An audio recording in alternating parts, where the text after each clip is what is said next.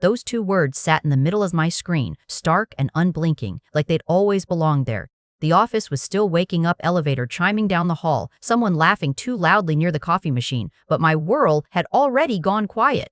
I tried again, slower this time, fingers hovering over the keyboard like hesitation might fix it. Same result. The system I'd architected, funded, defended, and sold with my own face attached to it had just shut me out. If you've ever been blindsided by someone you trusted, someone who smiled in meetings and swore they were protecting you, stay with me. You'll understand why I couldn't let this go.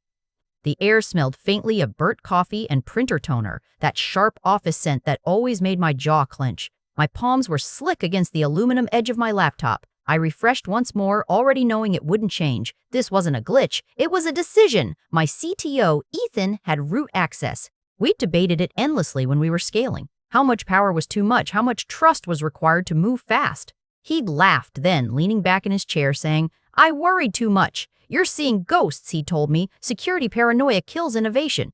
The board nodded along. I swallowed my instincts like I always did and let it drop. Now I stood, chair scraping too loudly against the floor, heart beating in my throat. I walked toward the server room on autopilot, the hallway lights buzzing faintly overhead. The door was locked, of course. My badge still worked, but it felt like a courtesy, not a right. Inside, the racks blinked steadily, indifferent to the fact that I was suddenly a guest in my own company. I pulled up logs from a secondary console. One, Ethan didn't know I still monitored because he'd once joked it was legacy paranoia. The screen filled with activity, lines of access changes scrolling past faster than my eyes could track. Then I saw it. A permissions change buried deep in the stack, authorized under Ethan's credentials, executed well after midnight. My name wasn't just removed. It was flagged. My stomach dropped so hard I had to brace myself against the cold metal table. Flagged meant intent. It meant planning. It meant he hadn't just shut me out, he'd anticipated resistance. Behind my ribs, something sharp and old twisted awake. Not panic, recognition. All those meetings where I'd raised concerns and been told to calm down. All those sideways glances when I insisted on compliance reviews, on outside audits, on not cutting corners with federal clients. "You're overreacting," Ethan had said more than once, voice soft, almost kind. "Let me handle the technical stuff." I closed my eyes and let the noise of the office bleed back in. Slack pings, distant footsteps, the low murmur of a sales call. Everyone thought it was just another Tuesday. But staring at that log, at the quiet precision of what he'd done, I finally stopped questioning myself. And that was the moment I knew Ethan hadn't just betrayed me. He committed a crime. I didn't meet Ethan in a dramatic way. No lightning strike, no gut warning I ignored. It was a glass-walled cafe near a conference center, the kind with exposed brick and chairs that looked uncomfortable on purpose. "I was there because a mutual investor had insisted," said Ethan, "was exactly what my company needed as we prepared to scale into federal contracts. Security, heavy, regulated, high stakes." He was already seated when I arrived, slim laptop open, sleeves rolled just enough to show a watch that was nice without trying too hard. He stood when he saw me, smile easy, eyes sharp. "You must be Alexis," he said, like he was genuinely pleased. "I've been looking forward to this. We talked for an hour before I realized I hadn't checked my phone once." He asked smart questions, not just about the product, but about why I'd built it the way I had. When I explained our architecture, how we prioritized compliance from day one because I'd seen too many startups burn themselves by cutting corners, he nodded like I was saying something obvious. "Exactly," he said. "Security isn't overhead, it's leverage." That line stuck with me. A week later, I showed him a demo in our cramped office, the one that still smelled faintly of old carpet and hand sanitizer. He leaned over my shoulder, scanning the screen, then stopped me. "Can I?" he asked, already typing. In less than a minute, he'd spotted a vulnerability one of our contractors had missed. "Fixed it cleanly, no drama. There," he said, pushing the laptop back toward me. "Try now." It worked flawlessly. I remember laughing, relief flooding through me. "Okay," I said. "That was impressive." He shrugged. "Trust me, this stuff matters." That phrase, "trust me," became his signature. He said it with a smile, with a hand on the doorframe, with a tone that suggested he was carrying weight so I didn't have to. When we negotiated equity, he didn't push hard. Took 18% on a standard vest, said he was in it for the long haul. "I want to build something real," he told me, "not flip it and run." The first few months were smooth. Too smooth, maybe. He handled infrastructure like a magician, problems disappearing before they reached me. When I raised questions about access controls, about whether we should bring in an outside compliance firm earlier than planned, he'd tilt his head, listening patiently. "You're not wrong," he'd say. "You're just ahead of the curve. Let me get us there without slowing everything down." Once, during an ops review, I pointed out an anomaly in our usage reports. He didn't even look at the screen. "Probably noise," he said lightly. "Don't spit on it. Trust me." I remember hesitating, fingers tapping against my notebook, the faint buzz of the lights overhead making it hard to think. Everyone else was watching me, waiting to see if I'd push. I didn't. Looking back, that was the moment. Not the cafe, not the demo, the moment I chose harmony over instinct. The growth came fast enough to feel unreal. A 3.2 million seed closed with two funds that loved our pitch about security-first architecture. Our burn climbed, but so did the wins. A 780,000 contract with a regional hospital network, then a pilot with a federal agency that required more compliance paperwork than I'd ever seen. The office filled up, desks crowding closer together, whiteboards layered with half-erased diagrams. Success had a sound then, keyboards clacking, Slack notifications chiming, someone always on a call. Ethan thrived in that noise. He started wearing nicer jackets, talking about pressure moments like they were a sport. In meetings, he'd lean back and say things like, "We're in the red zone now," or "Trust me, I've seen this play before." People laughed. Investors loved him. I told myself I was lucky. The first real red flag came during a client call. The CIO asked about our ability to isolate sensitive data across environments. Before I could answer, Ethan jumped in. "We've already built that," he said confidently. I felt my head snap toward him. After the call, I caught him in the hallway, the carpet rough under my heels. "We haven't built that," I said quietly. "Not fully." He smiled, almost indulgent. "We will. This is how you close deals. I don't like promising what we can't deliver." He lowered his voice. "You're being a little emotional about it." The word landed heavier than it should have.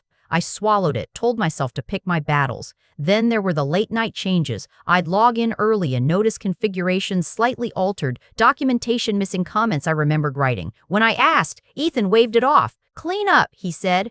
"You worry too much." One afternoon, I flagged an access report that didn't match our workload. "This spike doesn't make sense," I said, rotating my screen toward him. "It's significant." He didn't step closer, just leaned on the doorframe, probably a reporting hiccup. "Don't spin on it. A hiccup doesn't look like this." He sighed, patient. "Alexis, you're under a lot of pressure. Let me handle it." I hated how reasonable he sounded. I hated more that part of me wanted the relief of letting him. The board echoed him without realizing it. "You've got to trust your team," one member said during a check-in. "Founders can't carry everything." I nodded even as my stomach tightened. At night, lying awake, I'd replay conversations wondering if I was projecting. Being dismissed wasn't new to me. Being a black woman in tech meant I'd learned to question whether instinct was insight or biased survival. Maybe I was seeing threats because I'd learned to expect them. But then I'd remember the way Ethan avoided my eyes when I asked certain questions. The way he always said, "Trust me," right before shutting me out. I started keeping quiet notes, nothing dramatic. Just dates.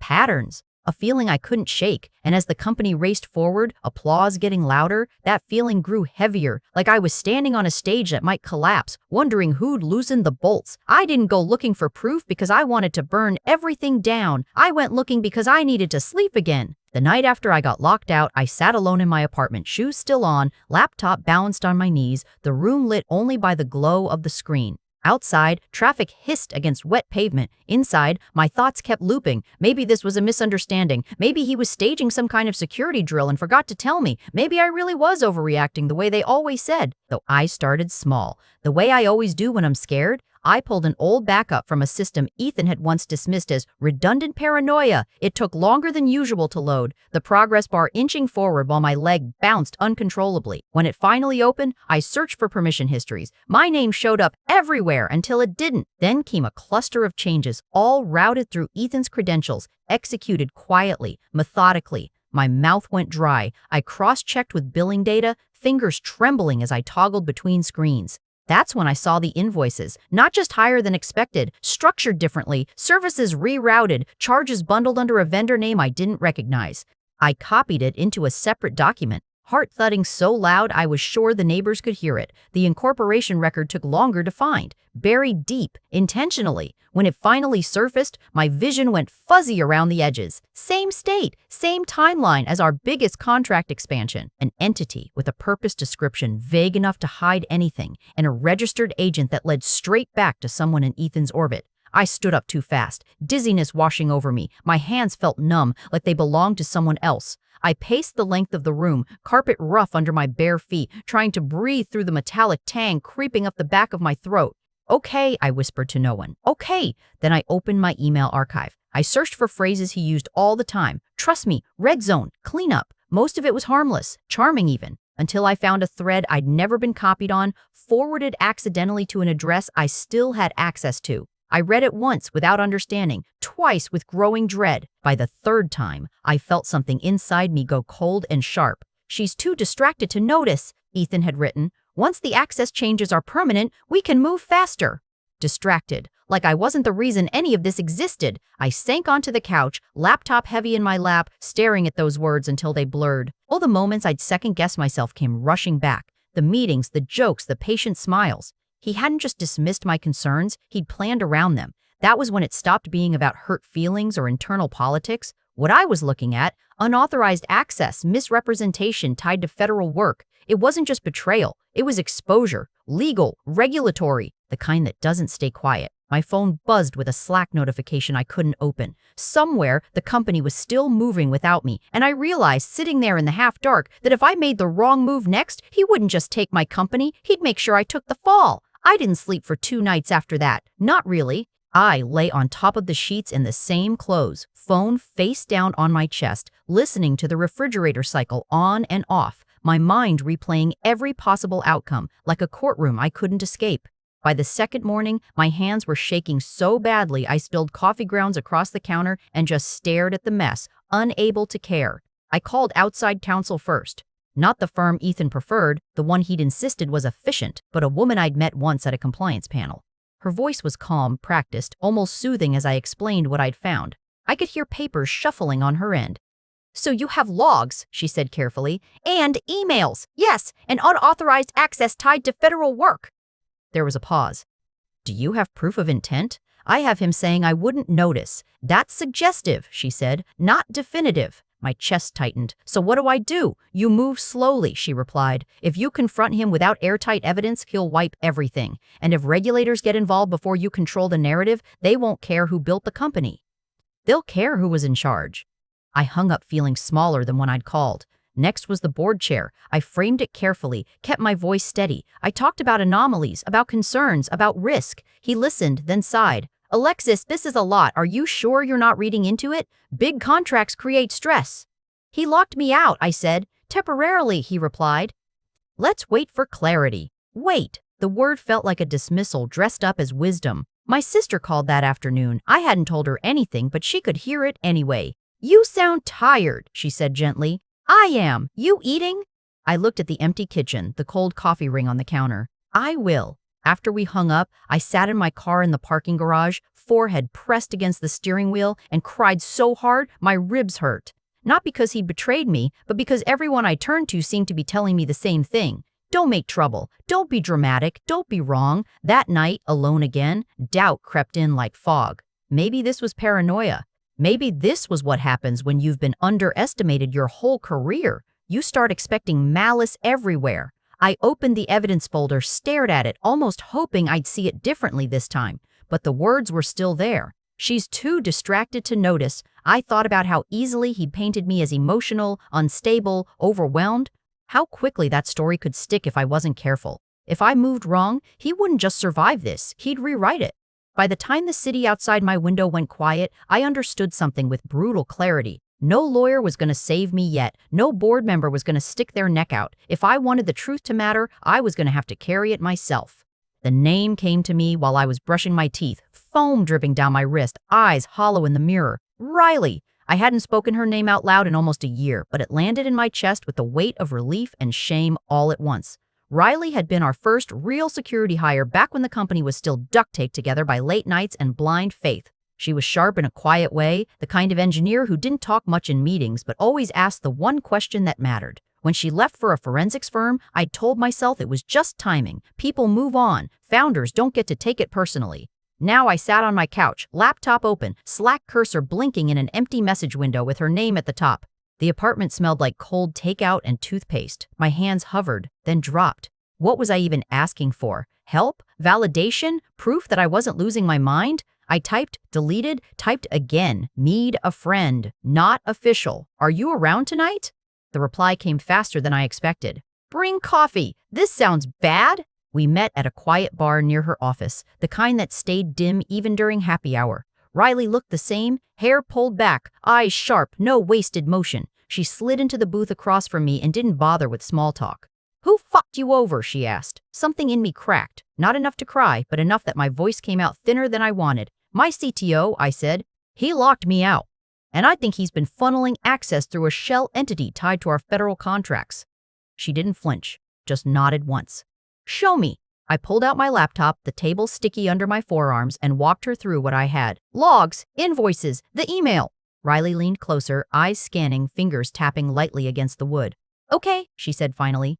You're not paranoid. The words hit harder than I expected. My throat tightened. You're sure? She looked up at me. Alexis, this is sloppy arrogance masquerading as confidence. He assumed you wouldn't look. Worse, he assumed no one would believe you if you did. She started asking questions then, precise and relentless. What systems he controlled? Who approved changes? Whether there were mirrored environments he didn't know about. I answered as best I could, watching the shape of the problem sharpen as she spoke. We need to document everything, she said. Metadata, patterns, intent. If this touches federal compliance, you don't get to be dramatic. You get to be exact. I laughed weakly. Story of my life. She didn't smile. I'm serious. This isn't about catching him in a lie. This is about making it impossible for anyone to ignore what he did. We talked for hours, the bar slowly emptying around us, chairs scraping, a bartender wiping down the counter again and again. By the time we stood to leave, my exhaustion had shifted into something steadier, focused. At the door, Riley paused. If we do this, she said, we do it right. No half moves. I nodded, the weight of the decision settling fully into my bones. Okay, I said, then let's do it right. For the next 2 weeks, I became an actress in my own company. Every morning, I showed up on time, nodded through stand-ups, smiled in meetings where my name barely came up. I asked neutral questions. I laughed at the right jokes. Inside, I was vibrating, every nerve tuned to the possibility that Ethan might sense something had shifted. But he didn't. If anything, he seemed more relaxed, more expansive, like a man who believed the hardest part was already over. Riley and I worked in the margins, late nights, early mornings, stolen hours that felt suspended outside real time. We never used the same location twice. Coffee shops, her office after hours, once even my car with the engine running because it felt safer than being still. She mapped patterns while I filled in context. Who approved what? Which systems fed into which reports? How decisions flowed when no one was watching? He's consistent, she said one night, eyes narrowed at her screen. That's his mistake. We found more than I expected. Threads of access rerouted through temporary permissions that never expired. Financial records showing costs shifted just enough to avoid casual scrutiny. An email chain where he referred to me as distracted, again, this time copied to someone outside the company. Each piece alone might have been dismissed. Together, they told a story. The worst part was pretending nothing was wrong when he spoke to me. One morning, he leaned against my doorframe, always that doorframe, and said, "Big week coming up. Trust me, I've got us covered." His watch caught the light as he gestured, and I had to curl my fingers into my palm to keep from reacting. Great, I said. Let me know if you need anything. He smiled, satisfied, walked away. Riley helped me outline next steps with surgical precision. Which regulators would care? Which clauses he'd violated without realizing it? How to preserve evidence without tipping him off? We're not confronting him off, she reminded me when my patience thinned. We're building a timeline so clean it speaks for itself. I started documenting everything, screenshots printed and tucked into a folder I carried everywhere, notes written in my own hand because it made them feel real. At night, doubt still crept in. Was this justice or revenge? Was I becoming someone I used to judge, cold, calculating, waiting for the perfect moment to strike? Then I'd remember the lockout, the email, the way he counted on me doubting myself. The night before we planned to move, I barely slept. I lay there listening to the city breathe, thinking about how easily this could still go wrong, how quickly narratives harden once they're spoken out loud. I texted Riley just before dawn. Ready. Her reply came a minute later. Recording. I sat up, heart pounding, knowing that by the end of the day, everything I'd built would either be protected or taken from me for good. I rehearsed what I was going to say in the mirror twice before I left my apartment, then abandoned the script entirely in the elevator because my hands wouldn't stop shaking. By the time I reached the office, the adrenaline had settled into something colder. Focus. The lobby smelled like floor cleaner and stale pastries. Normal morning? Too normal. Ethan arrived 10 minutes late, coffee in hand, nodding at people like nothing in the world was wrong. When he saw me, he smiled. "Morning, you wanted to grab time?" "Yes," I said. "My office." He followed me in, still relaxed, dropping into the chair across from my desk without waiting to be invited. The sunlight coming through the window caught the dust in the air, turning it almost gentle. I closed the door. "I found something strange in the access logs," I said, keeping my voice even. "Can you walk me through it?" He barely glanced at the screen when I turned it toward him. "Probably just cleanup," he said. "We talked about this." "I know," I replied. "But this is different," he sighed, that patient exhale he always used. "Alexis, you're spinning again." I clicked to the first file. "These permissions were changed overnight, without my sign-off." He leaned forward now, eyes narrowing slightly. "That's standard when we're preparing for scale. With a vendor I don't recognize? Third-party support," he said quickly. "Temporary." I nodded, then pulled out the printed invoice and slid it across the desk. "Then explain this." He looked at it longer this time. "Too long. You're misreading it," he said finally. "Billing codes get messy. Messy enough to route through an entity tied to you?" His jaw tightened. "That's coincidental." "Coincidental," I repeated. "Like disabling my access?" His eyes snapped up. "That was for security. You were logged in from an unsecured network. That never happened." He spread his hands. "You can't prove intent." I clicked again, heart hammering but voice steady, then read this. The email filled the screen. I watched his face as he scanned it, the color draining, the confidence slipping just a fraction. "That's out of context," he said. "Which context makes she's too distracted to notice sound better?" Silence stretched between us, thick and heavy. The faint buzz of conversation leaked through the walls, oblivious. "Ethan," I said quietly, "you have one chance to tell me the truth." "I am," he insisted, but his voice cracked. "You're being paranoid. This is why people call you difficult." There it was, the final move. I slid the rest of the packet toward him, logs, timelines, notes in my handwriting. "Explain the private repository. Explain the token rotations. Explain why my credentials were flagged as a risk." His mouth opened, closed. He looked past me toward the door. That's when it opened. Riley stepped in, phone already in hand. "For the record," she said calmly, "this conversation is being documented." Ethan shot to his feet. "You set me up." "No," I said, standing too. "You set yourself up. I just stopped doubting myself." "This is illegal," he said desperately. "You can't." "Actually," Riley cut in, "everything you've said since I entered counts." His phone buzzed once, then again, notifications lighting up the screen as access disappeared in real time. He stared at it, then at me, something hollow settling into his expression. And in that moment, I saw it. The exact second he understood he'd lost, the fallout was faster than I expected and slower than I wanted.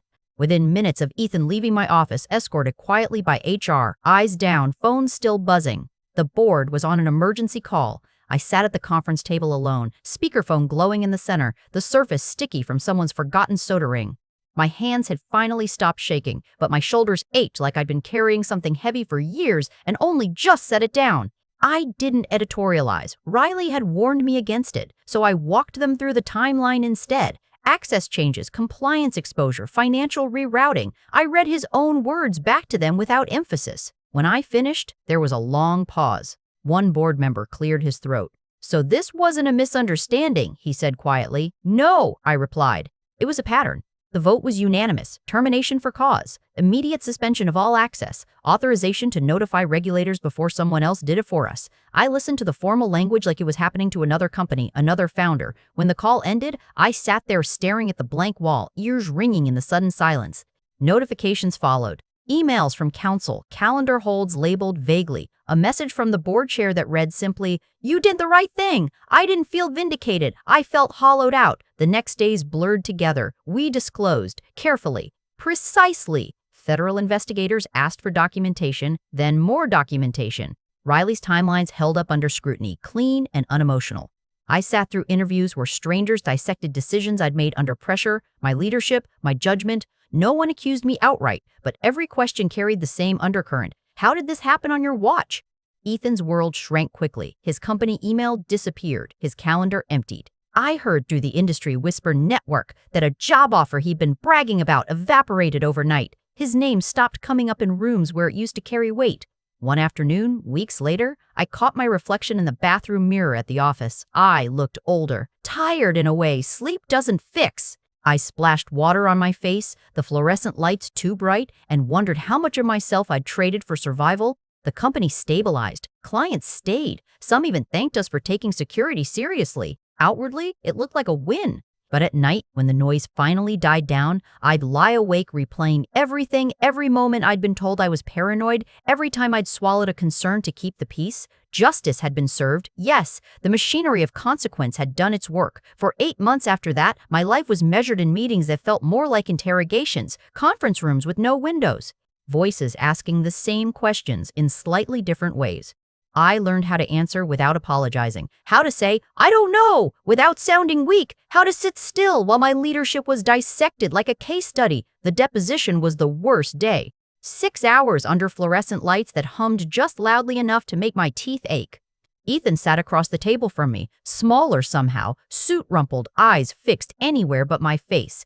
His lawyer tried every angle, miscommunication, stress, founder overreach. When Riley's timeline came out, clean and merciless, the room shifted. You could feel it. By the 4th hour, Ethan stopped answering in full sentences.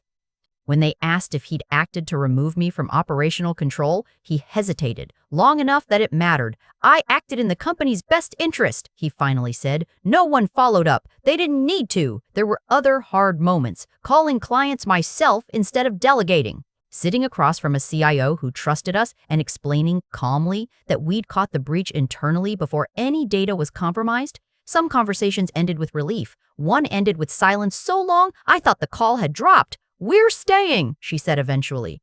"You did what you said you would." When the Series B closed months later, larger than we dared hope, I went to the bathroom afterward and locked the door just to breathe. I pressed my forehead against the cool tile and let the tension drain out of my shoulders for the first time in almost a year. We rebuilt deliberately, new safeguards, clearer boundaries. No more unquestioned authority, no matter how charming. I still triple-check access logs. I probably always will. Some nights I wake up convinced I've missed something, heart racing, the old doubt trying to claw its way back in. Ethan faded the way people like him often do, not with a bang, but with a quiet erosion. Last I heard, he was consulting somewhere far from federal work. Title vague, profile scrubbed clean. No equity, no influence, just another man who thought confidence could outrun consequence. I don't tell this story because it makes me feel powerful. It doesn't. It makes me honest about how close I came to believing I was the problem, about how easily being called paranoid can make you second-guess your own brilliance. Some nights, when the office is quiet and the city outside my window finally slows, I think about that first moment, the lockout, the doubt, the choice to look anyway. And I remember why I kept going when it would have been easier to stay silent. Because surviving this wasn't about revenge. It was about trusting myself when no one else would, and knowing that someone out there understands that feeling. That's what kept me standing when everything else felt like it might fall apart.